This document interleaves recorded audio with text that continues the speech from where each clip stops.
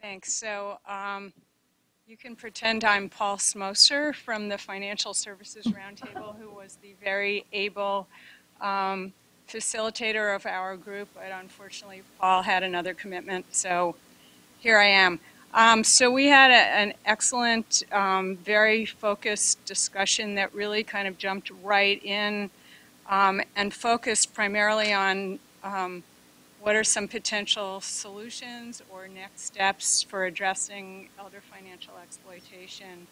And we didn't talk quite so much about the problem because we all know a lot about the problem. We talked about the roles of the financial services industry itself. We talked about the public sector, various government entities, how the public sector can work with the financial services industry as well as other stakeholders like APS and other nonprofit types of groups.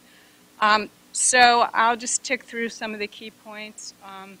The first one was kind of a general idea that kind of goes along with the idea of multidisciplinary teams, but we were talking sort of on a national level. We heard about NAPSA and how it has created a dedicated work stream on elder financial exploitation, and NAPSA has now been having for 3 years in a row, I think, an elder financial exploitation summit tacked on to its annual meeting.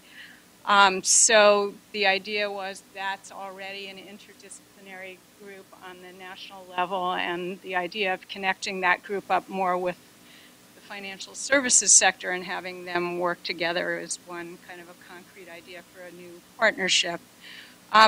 We talked about that one of the challenges that the industry has been perceiving for quite a while are the challenges of information sharing. For example, when frontline folks in the industry spot something that they suspect is elder financial exploitation, they have some concerns about what information they can share with government entities and others without violating privacy rules, and that's been a constant theme.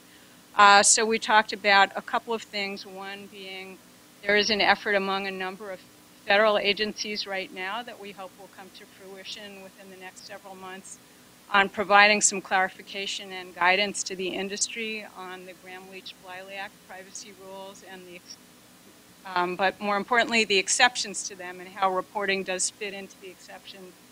So removing some perceived barriers there.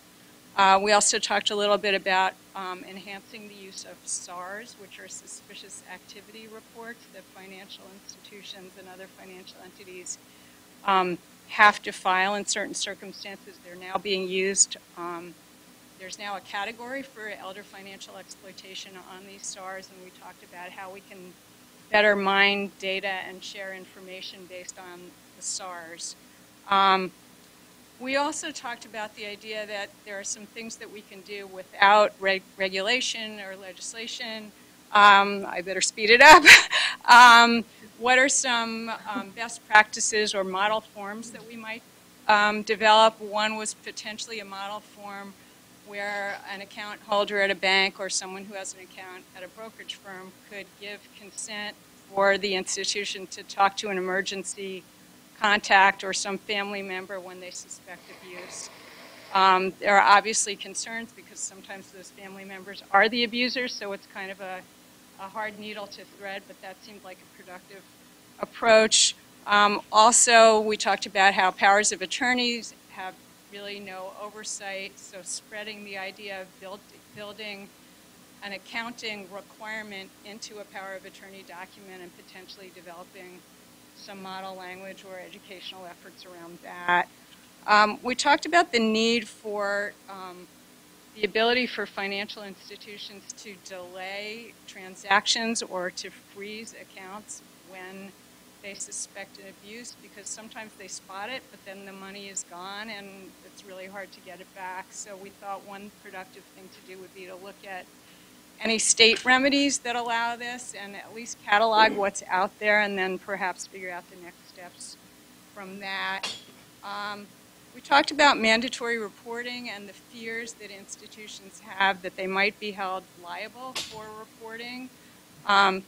We believe that actually most, if not all, of the state laws do have immunity provisions, so I think a lot of this is sort of mythology and paranoia, so perhaps we need to do a lot more education around that. We talked about training and curriculums. The Financial Services Roundtable BITS effort has a new training curriculum. There are other ones out there we need to get out there. The use of public utilities as good partners on this, because they're really out there in the communities as more and more people age at home. Fears about more a new disaster on the horizon where people's homes are underwater. The boomers are aging and they're not going to have that nest egg in their homes, and they may be preying on their parents of an older generation. So I guess that was more of a, uh-oh, we better beware of what's on the horizon. There was more, but those were the key points. Great. Thank you very much, and thank you again for stepping up to do this.